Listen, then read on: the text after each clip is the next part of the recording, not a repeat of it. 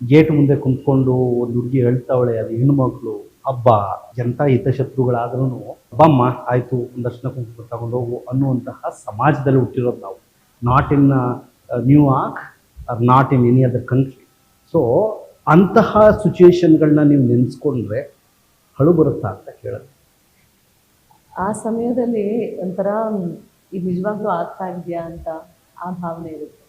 ಯಾವಾಗ ಅಳು ಬರುತ್ತೆ ಅಂತ ಅಂದರೆ, ಸಾವಿರಾರು ಜನ ಬಂದು ಅದನ್ನ ಅರ್ಥ ಮಾಡ್ಕೊಳ್ತಾರಲ್ಲ, ಯಾರು ಅರ್ಥ ಮಾಡ್ಕೋಬೇಕು ಅವ್ರಿಗೆ ಅರ್ಥ ಆಗಿರಲ್ಲ, ಪ್ರಪಂಚಕ್ಕೆ ಅರ್ಥ ಆಗ್ತಾ ಇರುತ್ತಲ್ಲ, ಅವಾಗ ಒಂದು ಸ್ವಲ್ಪ ಮನಸ್ಸು ಬರುತ್ತೆ. ಅದು ಜನರ ಪ್ರೀತಿಯಿಂದನೋ ಇಲ್ಲ ಅವ್ರ ಭಾವನೆಗಳು ಅರ್ಥ ಆಯ್ತು. ಬಿಕಾಸ್ ಕೊನೆಯಲ್ಲಿ ಮನುಷ್ಯನಿಗೆ ಏನ್ ಬೇಕು, ಯಾರೋ ಒಬ್ಬ ಅವ್ರನ್ನ ಅರ್ಥ ಮಾಡ್ಕೋಬೇಕು ಅಂತ ಅಷ್ಟೇ ಆಸೆ ಇರುತ್ತೆ.